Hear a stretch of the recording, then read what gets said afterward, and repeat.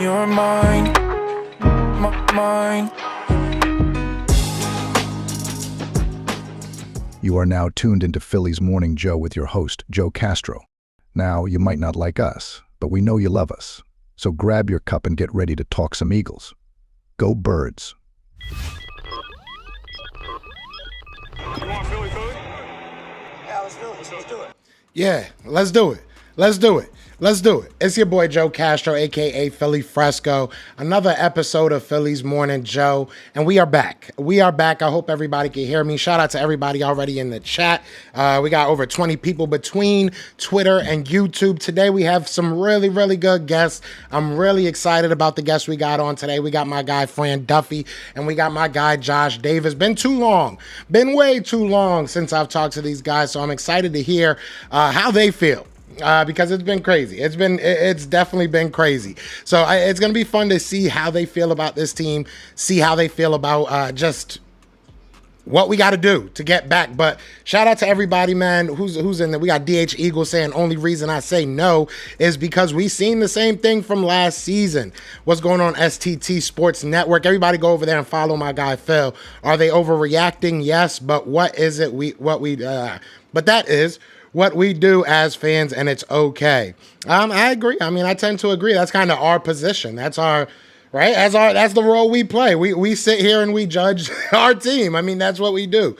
What's going on, Salah? What's going on, Unforgiven? Good morning to everybody, man. Yeah, YouTube already getting it popping on that side. You love to see it. You love to see it. But like I said, we got some really good guests today. I'm wondering how things can turn around. Because, look, at the end of the day, I feel like it's gonna take leadership. It's going to take vocal leadership. It's going to take guys going into this locker room and saying, hey, what the heck is going on? Let's figure this out. Let's be a team. Let's figure this out together. Let's try and move forward. So I have faith in guys like, I have faith in guys like A.J. Brown, Devontae Smith, Jalen Hurts, Saquon Barkley. You notice that none of those guys were on defense. I do have faith in a Jalen Carter. He's still young, though. So how much of a leader can he be? It's going to be interesting. Quinyon, I love to see how Quinyon talked on the field. I love to see how he plays, how he acts. But we're going to need some leadership, man. We're going to need somebody to go into the office, go talk to Jeffrey, go talk to Howie, go talk to somebody and figure out what this team is best at and utilize this team the correct way. That's the most important thing right now. That is the most important thing right now, is realizing what your identity is, which is something we will talk about. Realize what your identity is and move along with that. Utilize that identity and get into this playoff push, man. We have the easiest schedule coming up. The Eagles have the easiest schedule coming up statistically. We are getting healthy. We are getting healthier than we've been all year. Right? We're getting healthy, getting Sydney back. You're getting Anaya's back. You're going to get, AJ and Devontae and Lane back. In a couple weeks, you get Britton Covey back. James Bradbury might be coming back. And then no matter how you feel about that, that's depth. So there was a lot of things that we wanted to see in the beginning of the season, and I feel like now we're getting healthy enough that we're going to start seeing it. So that's important. That's important. I have faith that this Eagles team can get it together. Will they? That's the question. Will they? That's the question. We'll see.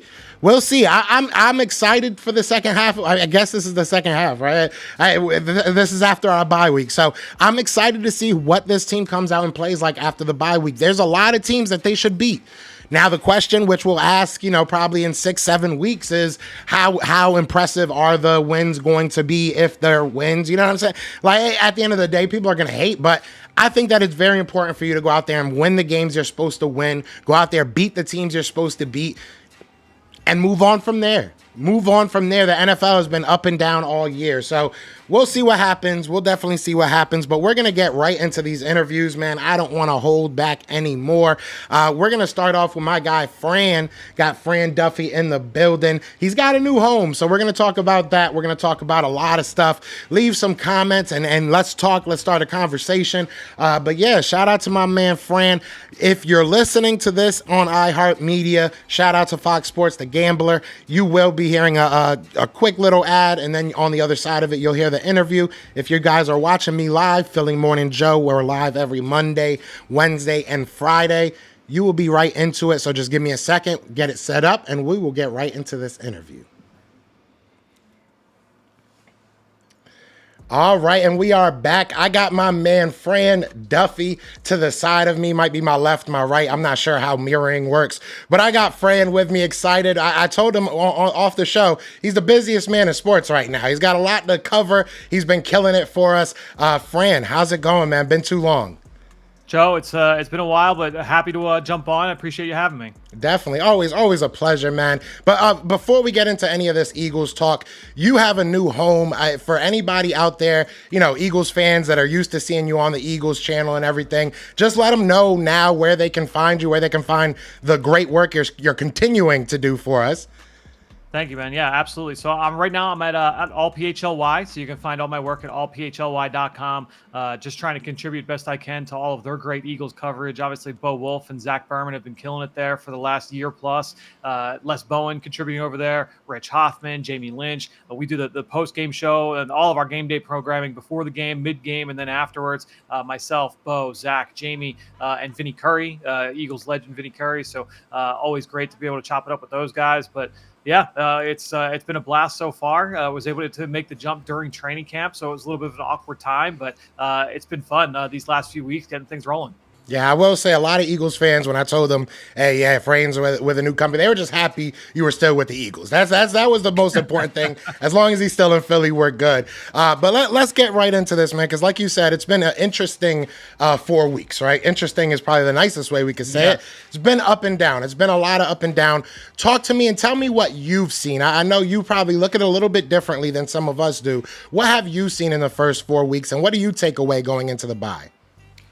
Yeah, I mean, obviously this is a team that is 2-2, and so that would point to the fact that they've been inconsistent. And on both sides of the football, I think you could say that this team has not been the same from week to week to week. We see a great defensive performance in week 3 against New Orleans, and then they come back and fall flat in week 4 against Tampa. Week 1, the offense looks outstanding, not just because you have your full allotment of talent with A.J. Brown and Devontae Smith and Lane Johnson and that whole crew, but even in terms of the usage of guys and the motion and moving guys around and the different formation variations we saw.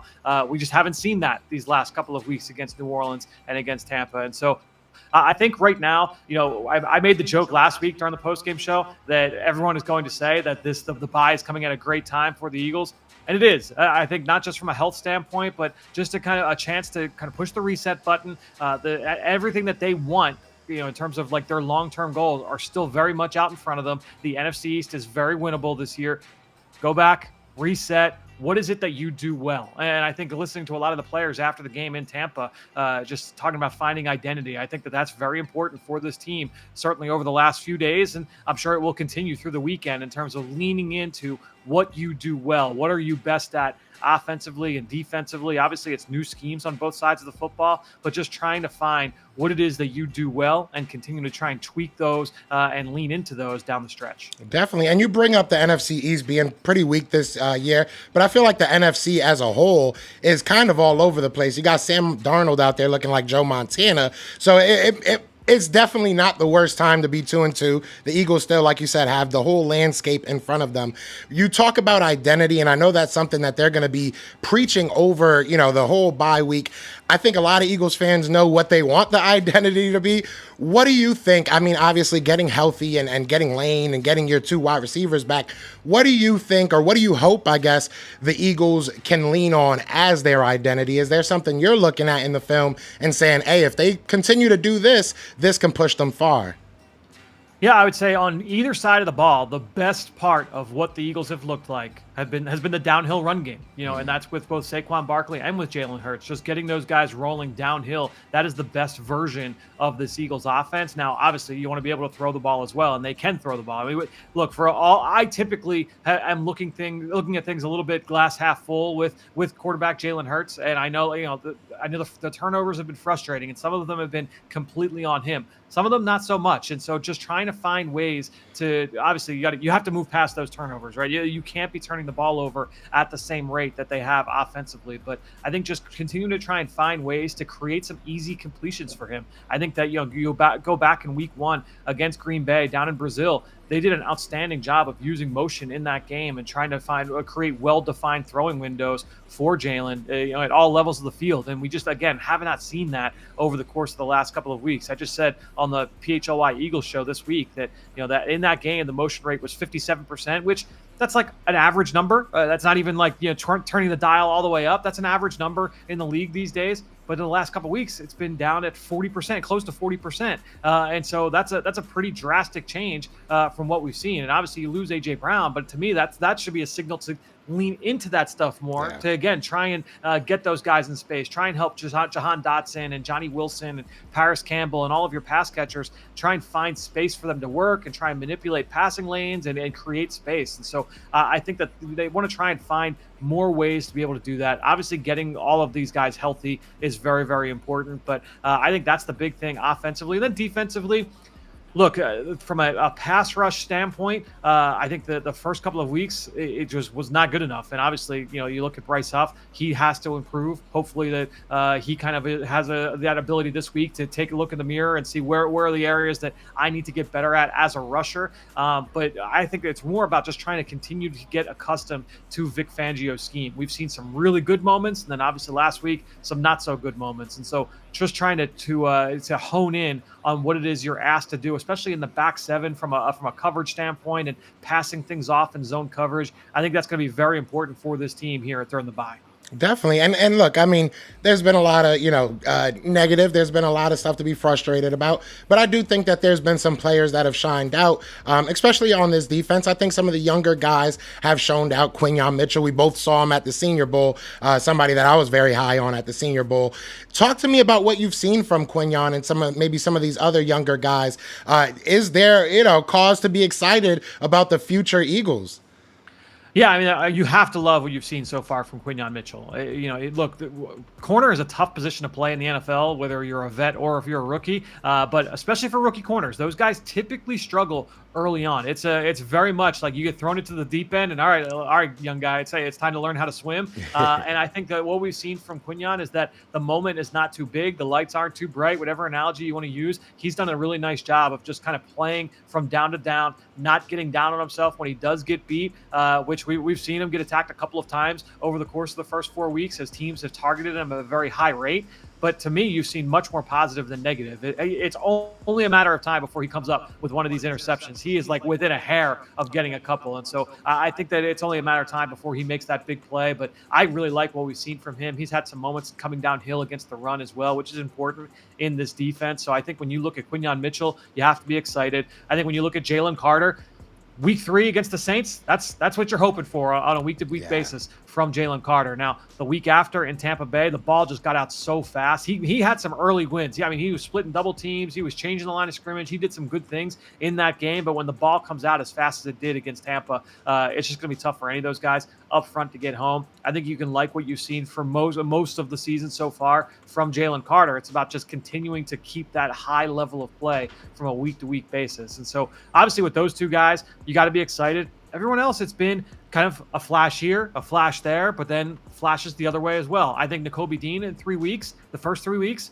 was mostly good, and then against Tampa, not so good. I think you saw some of the limitations from a physical standpoint from Nakobe, and then also from the mental side. If he is not perfect on the mental side, then he's just going to struggle to keep up. He just doesn't have like that top end range to be able to make those plays outside the numbers. He's a little bit on the smaller side as well. And so he's going to be easier to throw over when he's in coverage. He's going to be easier to wriggle out of those tackles just because he doesn't have that frame and that body armor that some of those other guys have at the position. So I think when you're looking at guys at all 3 levels, there's been some good things to like, but then obviously some things that need to improve as well.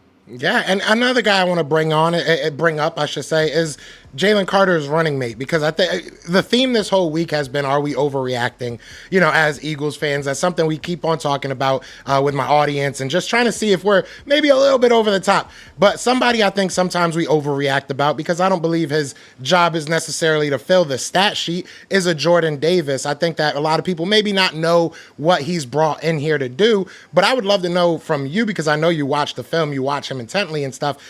Do you think Jordan Davis is here doing his job? How has he done, in your opinion? What can he maybe improve upon? Yeah, I think the big thing with Jordan is that there are certain games that are going to be Jordan Davis games, and there are certain games and certain opponents from terms of like their game plan and the way that they want to attack the Eagles, where it's just not going to be a game where he's going to stand out. The way that Atlanta wanted to attack the Eagles, that was just not going to be a game where you're going to notice Jordan Davis all that much. But then you go to New Orleans and the amount that they played with heavier personnel, and you say, all right, like the base defense is going to be out there a lot. They're going to lean into the run game. It's been more of a downhill rushing attack. You're going to see, you want to see Jordan Davis shine in those games. And I think that he did a solid job in that game against New Orleans. I would say the biggest thing with Jordan right now is, obviously, look, you want to get into like the conditioning and things like that. And I think it's been solid in that area. Everybody was impacted last week in Tampa. And so I'm not going to crush him for that game. But I think overall, the big thing that you want to see from him on the field when he's out there, it's not for him. It can't just be about holding up the point of attack and taking on blocks, because look, at the end of the day, like he's going to do that. He's going to be fine at doing that. I don't think that he's going to completely wash out of the league. He's going to play in the league for a long time because he's got that ability to do that. But if he's going to live up to that lofty draft status, forget about the pass rushing part of it, because that's obviously, we know that he's got to get better as a rusher. But the big thing is that when he locks out the point of attack and he's able to stop forward momentum from an offensive line, he can't just be happy with stopping that. You want to see him get off those blocks and find the football, and we just don't see enough of those plays from Jordan Davis. He does his job, but if he's going to be like that elite run defender, then it's got to be like, do your job plus, right? Yeah. That's the expectation. You're the 14th pick in the draft. If you want to get that second contract that speaks to to be one of the top defensive tackles in football, he's a far way away from that right now. Doesn't mean he's a bad player, but that's where we're at right now with Jordan Davis. He's more of like a cog up front as opposed to an impact starter.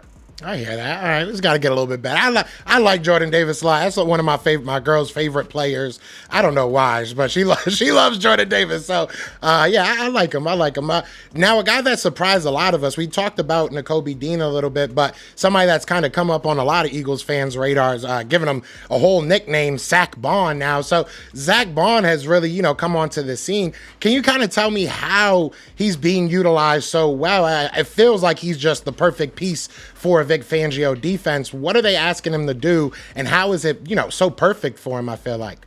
Yeah, I mean his flexibility as a player is certainly something that is advantageous for Vic Fangio and what his role and his vision is. I mean, you've seen Fangio in years past. You just go back to last year in Miami, the way he used Andrew Van Ginkel, and he was kind of like an off-ball linebacker, but then also a flex pass rusher.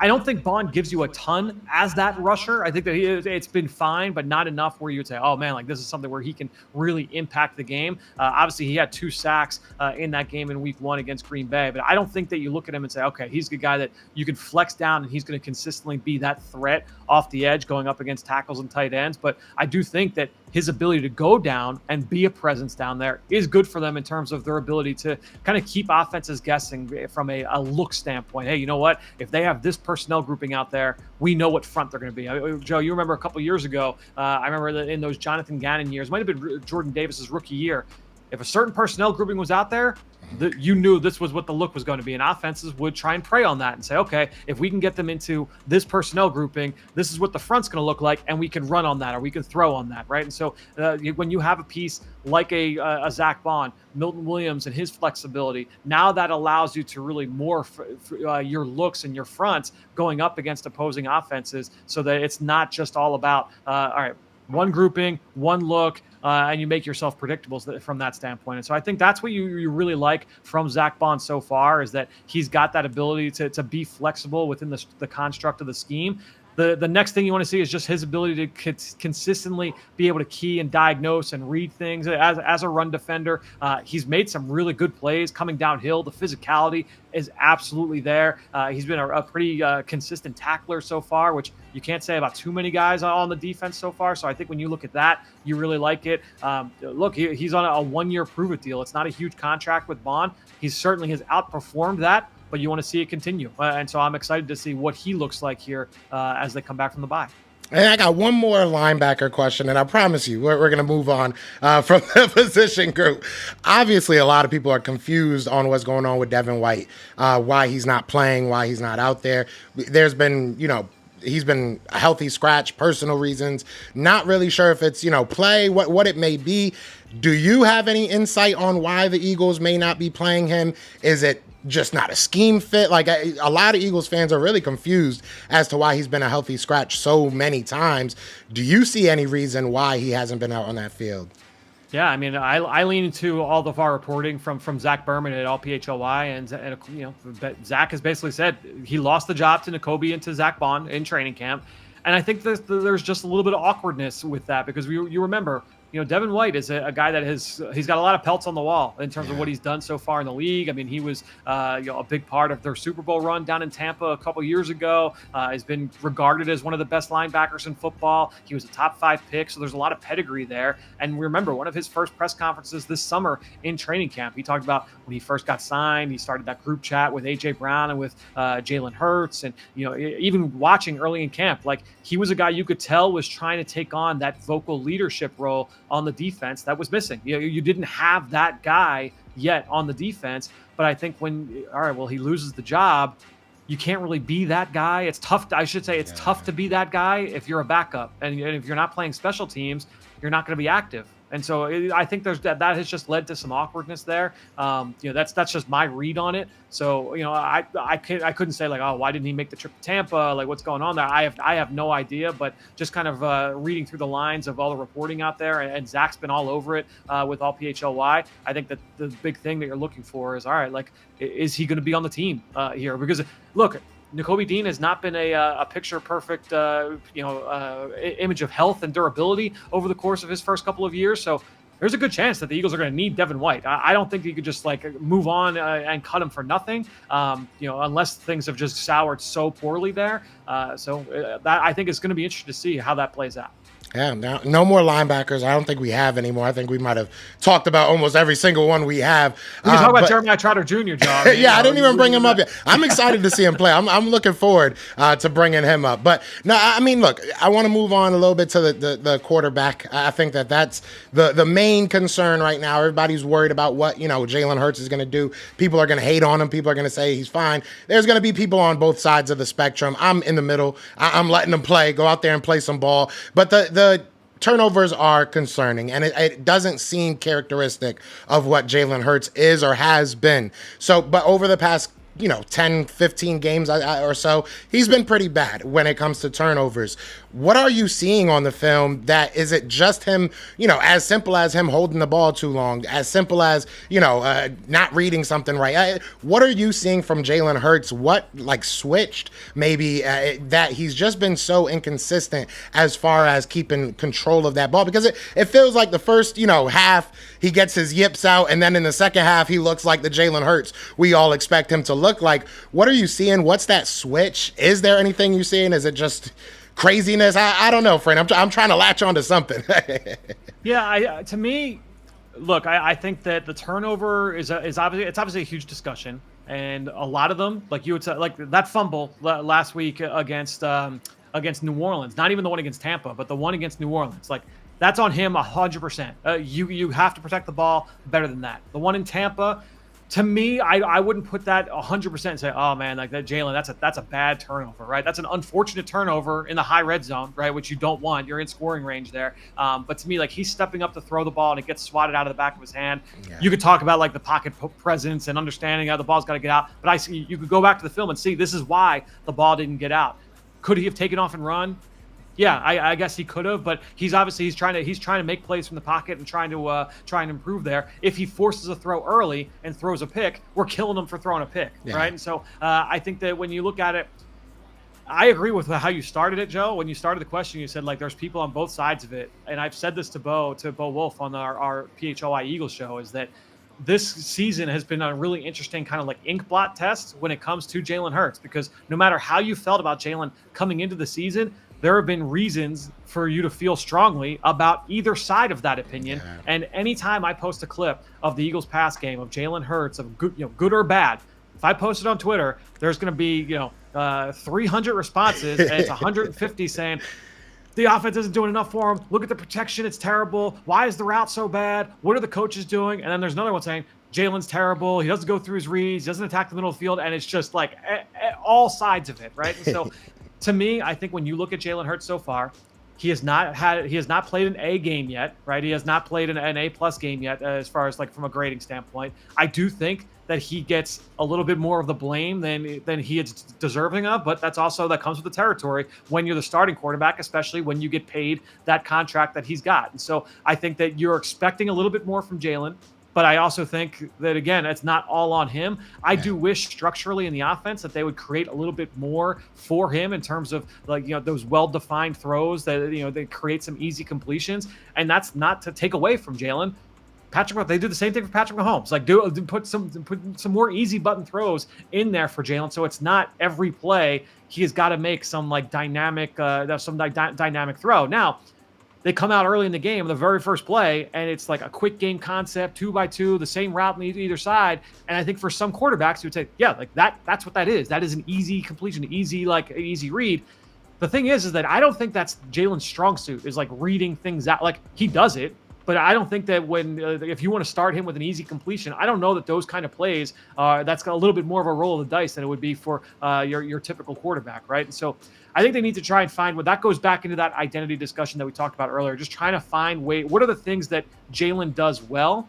Let's lean into those, especially early in games. We know that the Eagles are the only team in football right now to not register a point on offense in the first quarter of games. So just trying to find ways to start fast. When you go back to that 2022 team, they were lights out in the first half of games. They jumped out to huge leads. And I remember the biggest complaint about that team was the second half of games. Teams are scoring all these points. And it's like, yeah, because they were up by 3 touchdowns at halftime every single week and blowing teams out of the water. And so I think when you look at it, that's what the Eagles need to find a way to just kind of get him rolling early in football games. And if that means, hey, you lean into the run game and play action and build some easy completions from like the RPOs and things like that, whatever is needed, that I think that they need to figure out what that is here over these next couple of weeks. Yeah, I love when we agree because it makes me feel so smart. All right, I was right about whatever. I got 2 more questions for you that will get you out of here.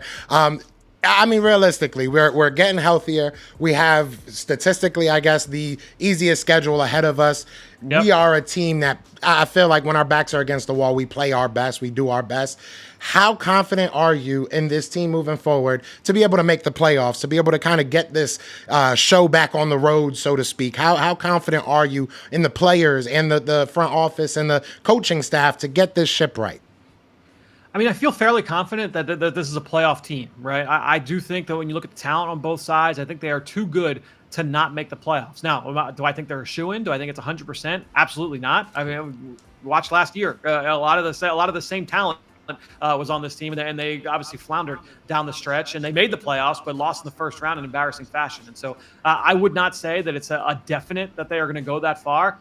But I think that the talent is absolutely there. I think the coaches on that staff have proven that they know how to put these guys in position, but you still have to go and do it, right? And so I think that when you look at the schedule laid out in front of them, you mentioned, from all the different sources you look at they have one of the easier schedules left in the NFL. And they've had one of the harder stretches through the first 4 weeks. And so when you look at that and you pair that with the injury problems, especially on offense, and you say, okay, they came out of that stretch at 2-2.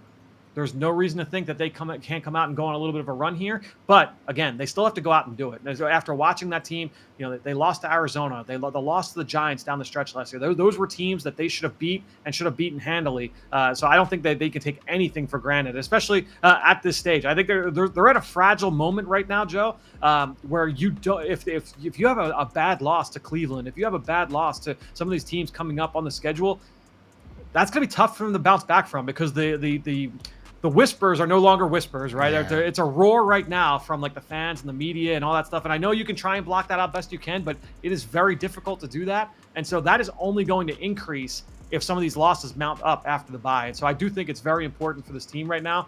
Come back, get your ducks in a row, and make sure you go handle business 1 week at a time. And that's been a mantra that Nick Sirianni has preached since he first got here, is that one game at a time mentality. And they're going to need to do that here coming out of the bye.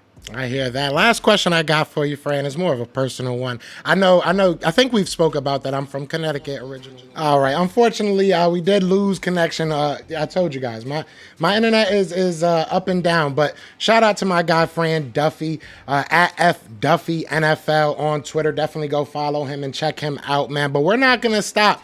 We are not over, man. We got another great guest, man, a good friend of mine, somebody that I'm always happy to have on. And a running theme is that I have not had this man on far too long. So I'm excited to have him on, man. We got Josh Davis from the Philly Special. So, Josh, what's going on? I appreciate you having me on. You're right. It's been way too long. We texted back and forth a little bit, but I think it was back since the Senior Bowl that we did some sort of collab like this. But glad to be here. I'm glad that you're doing well also. I know the hurricane being pretty crazy, so glad to hear things are safe and your car is intact. So shout out to you for that one. Yeah, no, shout out to my girl because, she didn't want me to move the car, but we did. I saved the car. So shout out to my girl. Love you if you're watching this, if you're listening. But no, yeah, it was a crazy storm. But we were blessed. We were lucky. A lot of people went through it worse. A lot of people were affected way more. So prayers to all the people that went through it. But yeah, I appreciate that. I definitely appreciate that. But there was another storm out in Florida, and it was the Eagles versus Bucks game. I was there live. Ugly game. I mean, felt like the longest game ever. Obviously, you don't have a whole bunch of money out there, right? You don't got over $200 million of contracts on the field. No A.J. Brown, no Lane Johnson, no Devontae Smith. You can even go as far as saying no Brenton Covey. Special teams killed us. So, I mean, as an Eagles fan, you have to look at that game probably prior to the game, and it's going to be a tough one. It's going to be a hard one for your Eagles to kind of get over that hump without all those players. But you didn't think it would be that ugly. You didn't think it would be that, disjointed. It just felt like nobody out there wanted to make a play. Bunch of missed tackles. I mean, you go down the list. It was just an ugly game. So I want you to talk to me. Talk to me about what you saw in that game. How did you feel? Vent a little bit, I guess, But what did you see in that Eagles versus Bucks game, and how did you feel about it? Yeah, I didn't think that it was going to be like that. I don't know that a lot of people did. It was a question, of going in obviously without some of your best players. And so how does Jalen respond? New offense with Kellen Moore. That Todd Bowles, has Jalen's number, But I think even Jason Kelsey was saying, like, yeah, it's not surprising they had a 6-2 front because they're going to show up and try to stop the running game. But you go back and look at it, and especially when we talk about starting games, I think it was like 9 of the first 11 possessions or something to that effect that it was a pass play on first down. And certainly for the first half, it was 4 of the 5 drives, a pass play on first down that all of those resulted in incompletion. So, I mean, we're looking at a 2nd and 10 on just about every single play there. So it's been kind of a continual theme, not just in the Bucs game, because we've had 4 drives, 4 games, 4 opening drives that have all resulted in nothing. It's been 3 punts and 1 interception. But with this game specifically, I mean, yeah, you're down A.J. Brown, you're down Devontae Smith, and why are you making it difficult to not run the ball with Saquon Barkley, even with a 6-2 front? Because I understand that, and that's a thought of yes, Todd Bowles is trying to make sure that you don't go in that frame of mind running the ball to Saquon. But we even saw in the limited carries that he got, he's able to break one for whatever it was, 60 yards down the sideline and get you into Tampa territory. Like, it felt like you could have gone to that earlier. You didn't, and you paid for it. We don't necessarily get into the defense yet, I guess, but there's a whole nother story on that side. But overall, I mean, I didn't expect to be sitting there and going, wow, all right, well, 21-0 at the start of the second quarter, basically, not what I had in mind. Yeah, and I said it before the game.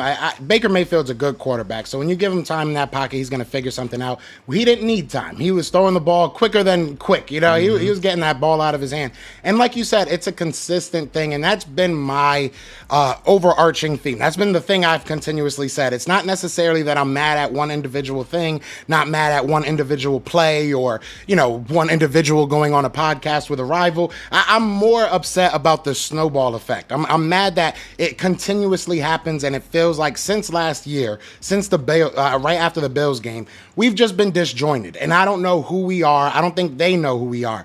So my question, because what I'm going to title this is, are we overreacting, Josh? So I want to know. We're 2-2. We're coming off a tough game, right? But we didn't have, I think, like $200 million on the field. There is a lot of a lot of new pieces, new coordinators. Do you think we're overreacting, or do you think there is a cause for concern going into the bye week? There is a cause for concern. I mean, to what level people are overreacting, maybe a little bit, but there is a cause for concern because, like you said, Joe, we go back to the Buffalo game, but you could argue you go even before that, because we're like eking out games here, and I believe it's been since like 15 games that we won a game by 2 possessions. I mean, we remember 2022 and it was glorious because, every single game was like, oh, hey, you start out well, you get a lead, we build on that, you run the football, game over. Like, there's just no contest. This team was built to lead from the front. Like, we'll be honest, and it's been a lot of Eagles teams, but this team is built to lead from the front. You get a quick start, you get the lead, then you allow your pass rushers.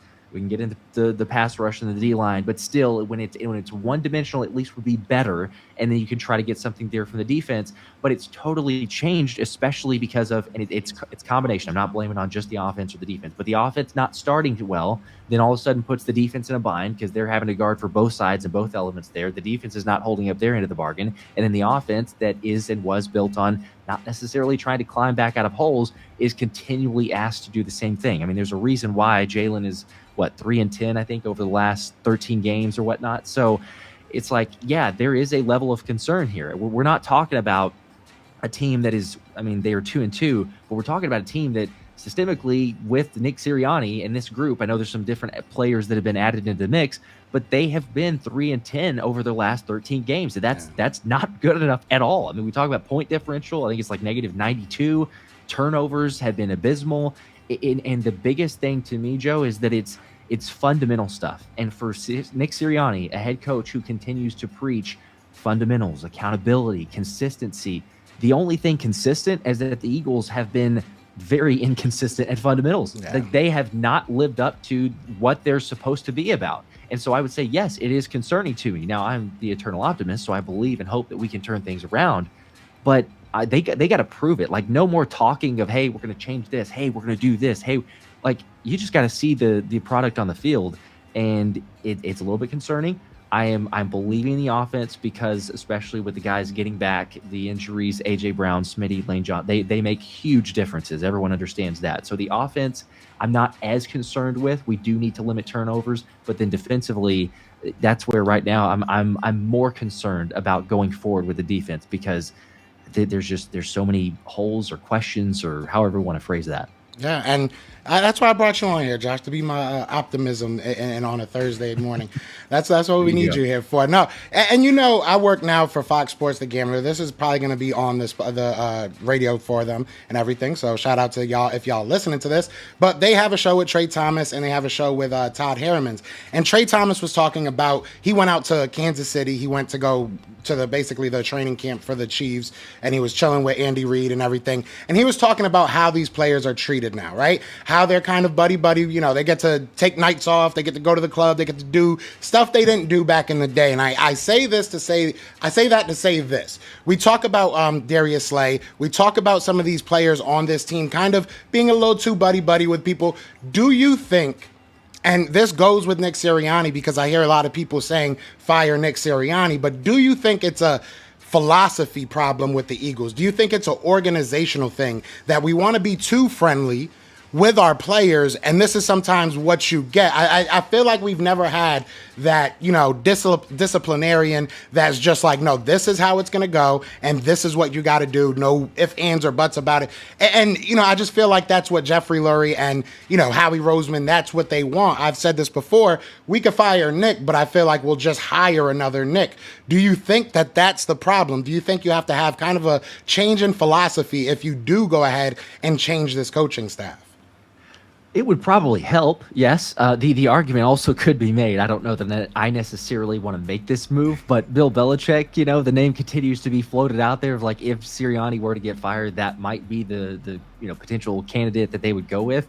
It would be surprising because, you know, as you say there, it's like normally they have a yes man of sorts, you know, a player's coach, you know, however we want to phrase that one there. But it would be a different element if you were to bring in a Bill Belichick, because there's a level of accountability and a level of nonsense that he does not put up with that might rub some players the wrong way.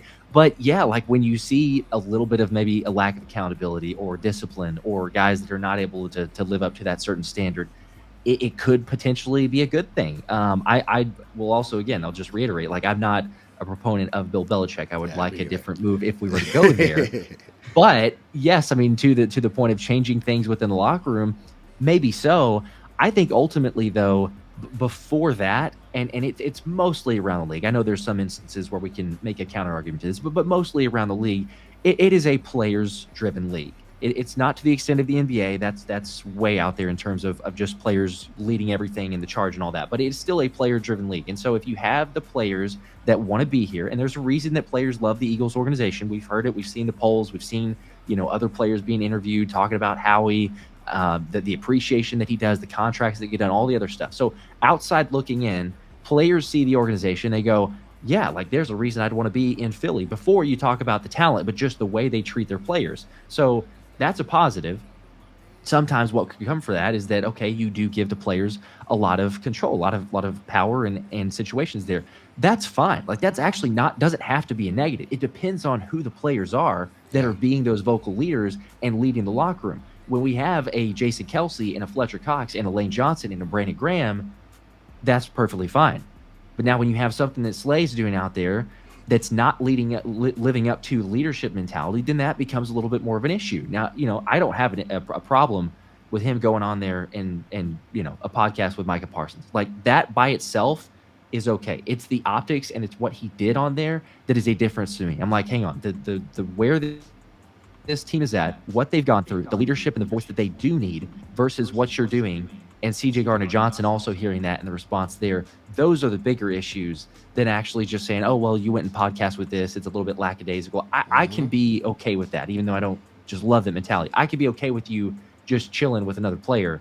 It's another thing to, you know, joke or poke fun at a player on your own team who has not been living up to expectations and doing that publicly. Yeah, I mean, and it's the snowball effect. I've been saying this all week. We look back at last year, Darius Slay did the same types of things. Like it was, you're seeing little things. You're seeing little things, and they're adding up, and it's just becoming a big problem right now. So, do you think it's again? Are we overreacting? Do you think it's an overreaction for Eagles fans to want Slay gone? Do you think that that's something that would help this team, or would it hurt this team? I don't think it would hurt.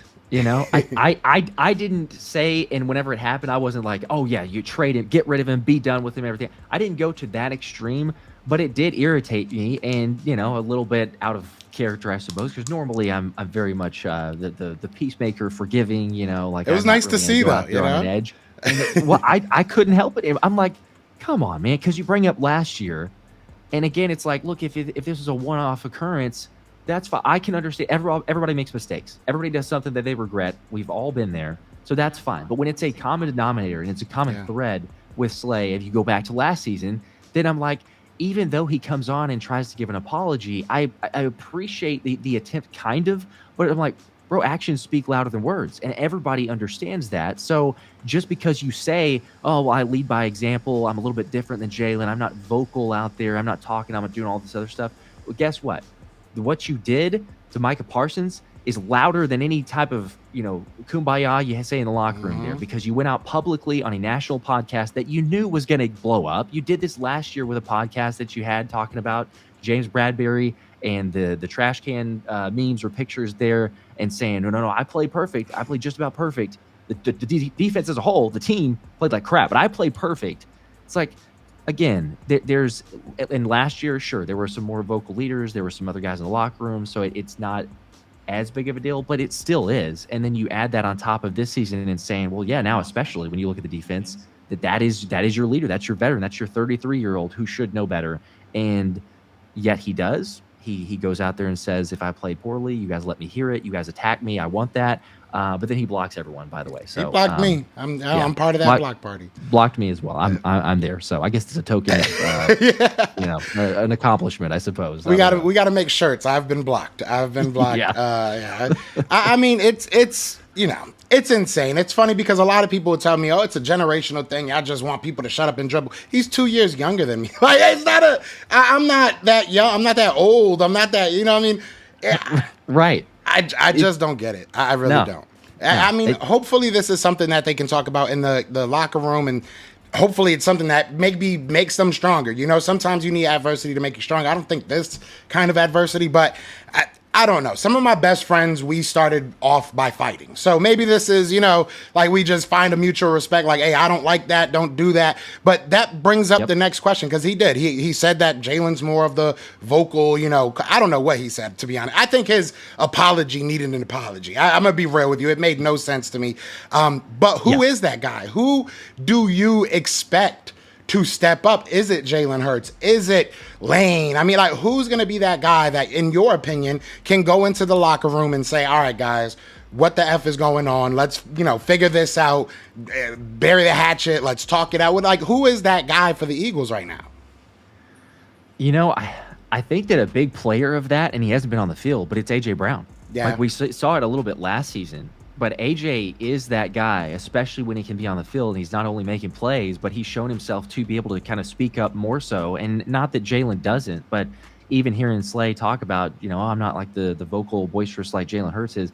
Like, Jalen's not even to that extreme. Most of the time, we're kind of like, well, Jalen leads in a different example. Now, he was, I think, based on reports or, you know, the speculation, asked to be a more vocal leader, or whatever the exact, you know, worded verbiage there was. But still, it's like, ultimately, A.J. Brown is more of that vocal personality, more of the loud leader in the locker room. And so I think he could definitely be that.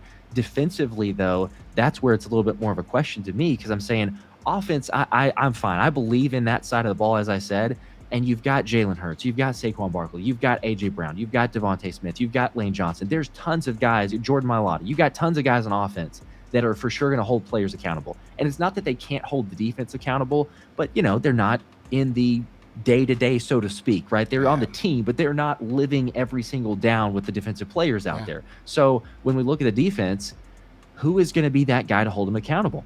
Now, C.J. Gardner-Johnson brings a lot of passion and intensity, but he's even admitted, I got to be better, and he does. I mean, he's missed, the second most tackles in the league. He's allowed the most touchdowns in coverage in the league for safeties. So it's one thing to say, hey, I'm holding the defense accountable, I'm being that leader, but if your play's not reflecting it, it doesn't hold near as much weight to say, hey, guys, you need to do this, you need to do that. It's like, bro, maybe worry about yourself because your game's not at that level, right? So that's the part to me where I'm saying I don't know who that person can be necessarily for the vocal leadership on the defense, but They need somebody. They need somebody to step up, and they need somebody to lead the charge.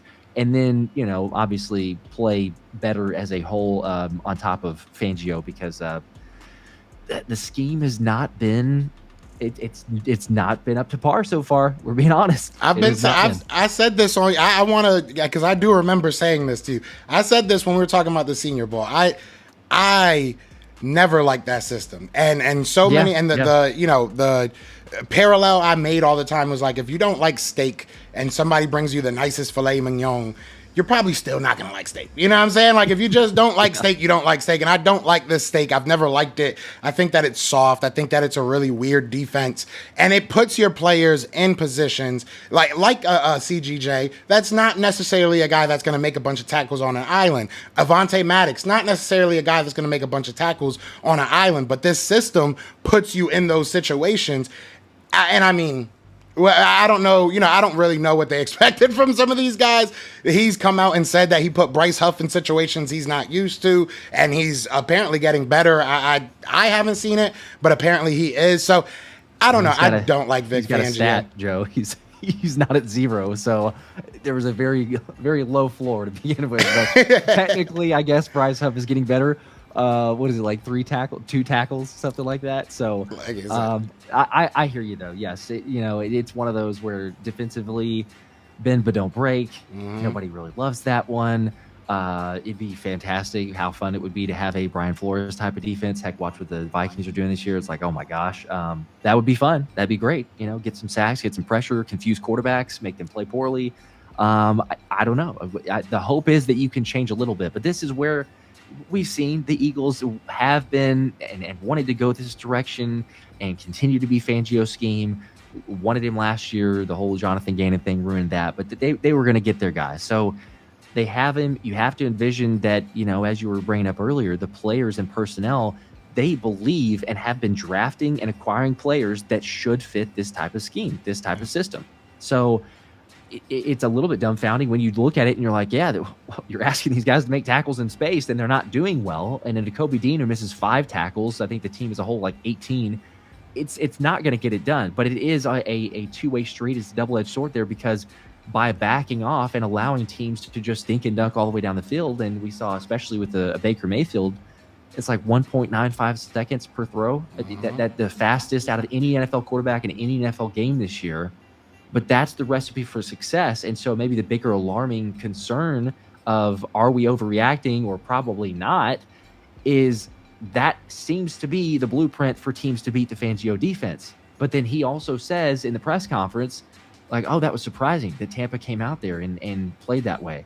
And, look, I know that some things they just say out there and it doesn't mean anything in press conferences and all this other stuff. But Fangio is usually brutally honest. So for him to admit that, I'm like, hang on. A lot of us casual observers that don't break down football, and I'm talking film-wise review, can still look at that and go, hey, how do you beat the Fangio defense? Because we've been beat so many times. It's you quick pass to death, and you rely on some broken tackles, and then it's gone. And so that part to me is like, you need a little bit of change. Hopefully he can get a little press coverage, maybe get a little bit of a different element to this defense. But ultimately, there is a flavor of that scheme or a majority of the scheme that just kind of naturally sets itself up of, you're not going to beat us on deep shots. We're going to keep everything in front of us, and you're going to have to be patient to march your way down the field. And so far, teams have been patient enough, combined with mistakes being made by players, and it's just, we saw what it was, the ultimate culmination in the Bucs game. You're down 21-0, should have been 28-0. Luck of a drop on a touchdown there. It would have been even worse than it was, but it was terrible, obviously, for in your backyard. Yeah, I was there, Josh. I was there, and it sucked. I hated every part of it, but I was still talking my junk, though. I will say that. My girl was telling me to be humble, and she was like, yo, chill, we're not looking. I was like, I don't care. I'm paying $30 a beer. I'm going to come out here and talk my junk. But no, yeah, and I mean, a pass rush would be nice, but going back to the leaders, I mean, if you have a CEO at your job, you have a boss at your job, they're usually the voice of, leadership, right? They're usually the ones that say, hey, we need to get it together. He's supposed to be the CEO. Do something. I don't know what you do, but do something at this point. You don't talk after, a loss. When we lose, he doesn't talk. Says it's a player-run team. When we win, he's got a whole Rocky speech ready. Like it doesn't make sense to me. It feels like it's backwards. It really feels like it's backwards. I feel like they're trying to force it on the players. They're trying to force the players to kind of figure out who's going to be that guy. You're going to be that leader. I guess not. You could be that. I guess not. You could be that leader. So they need to figure something out, because I'm going to grow gray hairs by the time this season is over if I don't go bald completely. It's just going to drive me crazy. But the last question I want to ask you, Josh, is obviously we are where we are. We're right here. We lost 2 games. We won 2 games. We haven't looked great. There's been injury. What happened has happened. Now we got to look forward. Looking forward, how much faith do you have in this Philadelphia Eagles team? And I guess in the coaching staff primarily, to kind of turn it around. And because we do have a very, very easy schedule coming up. So, I mean, he should be able to win most of these games. How much faith do you have that they actually can go out there and get it done? Man, that's a good question. You know, I don't want to be, because again, as the eternal optimist, I want to believe that there can be something here. But on a scale of like 1 to 10, I think it was answered this question earlier on a different segment. But it's like, I would say 10 is like, you know, run the table. You do really well, like, you know, deep playoff run or whatever. Like let's say that's a 10. Maybe at like a 6.5 or 7. I'm still optimistic, because of the playmakers on offense. And I don't know, maybe I'm crazy for it and holding out hope, but pressure wise, and I know that the optics say a little bit of different things, so I'm not going to go just off of analytics, but pressure wise, shout out to Brett Coleman who posted these stats here, but you look at the numbers, defensive lines, pressures, the Eagles are like middle of the pack. They're not top 10, they're not bottom 10. They're right there in the middle of the pack. Now, sacks are not there. Those are very few and far between, not a lot to speak of, but the pressure percentage is decent enough. The question to me becomes, and feels like we're just repeat Groundhog Day from last year, but is there a blend, is there a marriage between the secondary and the pass rush to be able to hold up long enough that those pressures turn into sacks? Because it's okay enough, it's decent enough. Now, it can be hopefully better, but if the offense comes back, and it should be led first off by the offense, you start getting leads early, it can totally change the dynamic of the game, because then you say, hey, well, now we can lean on the running game. We're up by 2 scores. We're up by 3 scores. Lean on the running game. The defense gets to pin its ears back. The pass rush can actually focus on one thing. Maybe Bryce Huff gets a little bit of a reprieve, because it's like, hey, you don't have to worry about stopping the run. It's going to be pass on almost every down. So just go get the quarterback now. Maybe that starts helping him too. But I'm believing there's a wait for this thing to happen. We need to see it, though, because I know we're all beyond the point of like, cool, man, you know, words are one thing, but at this point, talk is cheap. We got to see it on the field, and we need to see those changes. So yeah, I'm like very much borderline cautiously optimistic that this thing can get turned around, because we still have only seen one game. And again, I'll keep going back to the offense. We've only seen one game with full strength offense, and it was on a crappy field in Brazil with rust and no preseason action from the starters. So offensively should be good. Defense needs to be better. Hopefully they can just hold up their end of the bargain and be decent. I think we'll be okay. Yeah, I've said it before. I think if this defense could be a top 15 unit, like middle of the, like you said, we have a good enough offense to be, going against anybody and score on anybody. So I feel a little bit better. Thank you, Josh. I appreciate that. I feel a little bit better. Thank you. I needed that. Trying to, yes. No, but that's Josh Davis from the Philly Special, man. Let them know where they can find you, brother. Yeah, I appreciate you having me. And on YouTube, the Philly Special Show. So that's usually where most everything is. I do have other socials. It's at the PHI Special. I'm not as good about checking in, I will say. I'm pretty, I don't know, not near as responsive. I guess the most part, if besides YouTube, would be on X or Twitter, whatever we're calling it these days. But at the PHI Special. But yeah, been a blast hanging out and talking birds, Joe. I appreciate it. Always, man. Always. Yeah, I'm never on Instagram. I just responded to somebody that had messaged me like a couple weeks ago, like, my bad. I'm so sorry. I never am on here, so I definitely get it, man. But nah, Josh, I appreciate you so much. He does amazing, amazing work on YouTube. So definitely go check him out, man. Been a big fan of him since he had under 100, you know what I'm saying? And he never gave me a signed jersey, nothing. Like, you know, I'm just kidding. I'm just messing with you. Oh man, you throw me under the bus there. Okay, all right. But all right. I had to get do my get Darius a Slay hookup there. impression. I did. That was good. That was good. But no, he's great, man. Definitely go follow him. Definitely give him a listen, man. I definitely appreciate him coming on the show. But other than that, man, I appreciate everybody that's listened. Be sure to hit that like, hit that subscribe wherever you are. And yeah, other than that, gotta know what it is, man. It's Fly Eagles Fly. And we are out of here. Peace! Everywhere. This is for you. Yeah. Fly Eagles flying on the team. Touchdown, touchdown. Time to get Jalen this ring. You don't really want to start a thing. This a bird gang nation, baby. It's a Philly thing. Hater, and you looking like you type trash. I'm just here calling on Philly the podcast. And we can call a man dog or watch Miles score off the handoff. Rest of the division, your man soft. Jackson like Sean, hunting like Randolph. Season head, early time to do 'em in. Your boy Philly Fresco. Thanks for tuning in.